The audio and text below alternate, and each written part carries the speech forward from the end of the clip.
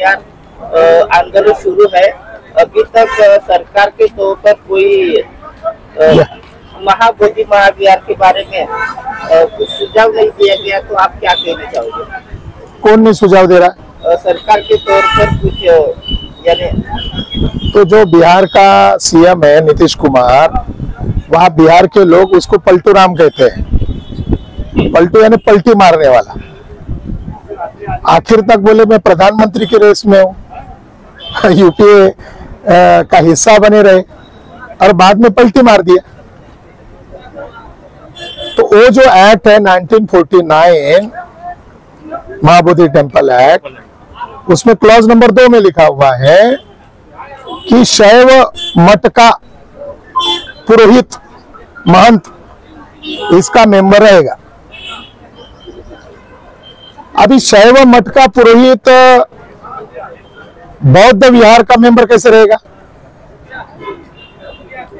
और आगे 4 number clause में का वंशानुगत रहेगा, यानी एक बार नहीं रहेगा, पीढ़ी दर पीढ़ी हमेशा के लिए रहेगा।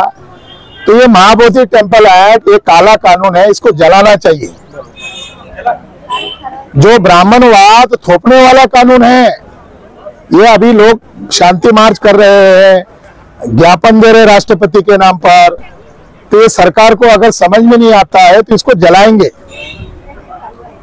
क्लॉज नंबर 10 में लिखा ड्यूटीज ऑफ बीटीएमसी। बीटीएमसी की ड्यूटी क्या रहेगी?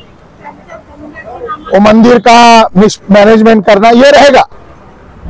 और 10 नंबर के क्लॉज में लिखा पूजा अर्चना करना और पिंडदान का समुचित निष्पादन करना।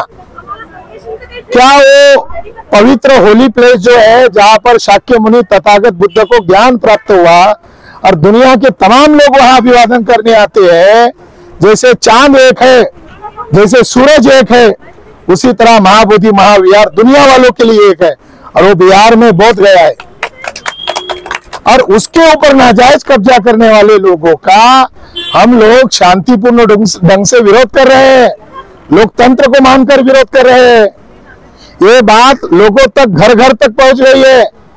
जैसे सिखों के गुरुद्वारा पर गैर सिख कब्जा नहीं कर सकता, किसी मुसलमानों के मस्जिद पर गैर मुसलमान कब्जा नहीं कर सकता, किसी ईसाई के चर्च पर गैर ईसाई कब्जा नहीं कर सकता।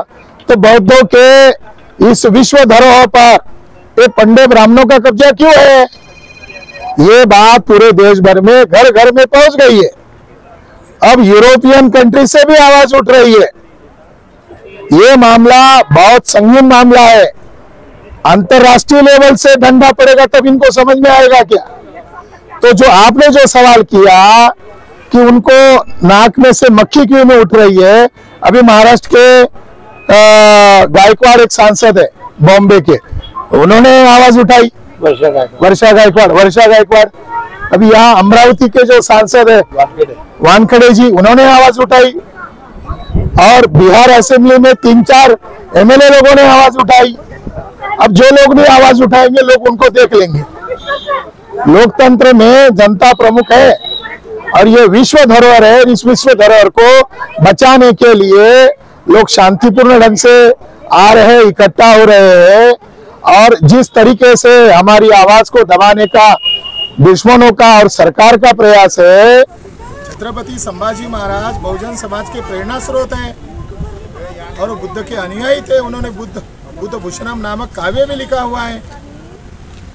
तो महाराष्ट्र में बहुजन समाज में जो जागृति आ रही है, उसको रोकने के लिए झूठी कहानियों को आधार बनाकर फिल्म प्रस्तुत किया गया, लोगों का दिमाग खराब किया गया और उसके लिए सेंसर बोर्ड का इस्तेमाल किया गया। फिल्मों के जरिए से अगर इतिहास बताना है तो सही ढंग से बताना चाहिए। मराठा लोग खुद कह रहे हैं कि हमने मारा, हमने पकड़वा के दिया। संभाजी महाराज पकड़वाने वाले सारे के सारे ब्राह्मण थे, पेशवा ब्राह्मण थे। रामचंद्र पंडित अमात्य था, निरोजी प्रहलाद था, रामदास के 2 शिष्य थे, रंगनाथ स्वामी, ये उनके नाम है। और क्यों नहीं दिखाए फिल्मों में? तो घटना संभाजी नगर की है, मगर प्रतिक्रिया नागपुर में क्यों हो रही है? ये सवाल स्वाभाविक है। ये सवाल स्वाभाविक है। और जिस तरीके से वीडियोस आ रहे हैं सामने, सब पता चल रहा है, विरोधी दल भी बोल रहे हैं कि ये सरकार प्रायोजित पसंद है। तो कहीं ना कहीं इस आंदोलन को रोकने के मंशा उनके अंदर होगी, मगर इसको हम लोग विफल करेंगे, क्योंकि ये लड़ाई बहुजन समाज की लड़ाई है। छत्रपति शिवाजी महाराज का जन्म एक गुफा में हुआ है, जिसको शिवनेरी बोलते हैं, जुन्नर गुफा। ये क्या है? गुफा है। और छत्रपति शिवाजी महाराज का जो दूसरा राज्याभिषेक हुआ वो शाक्त पद्धति से हुआ, और शाक्त पद्धति ये बौद्ध धर्म की एक परंपरा है, एक शाखा है।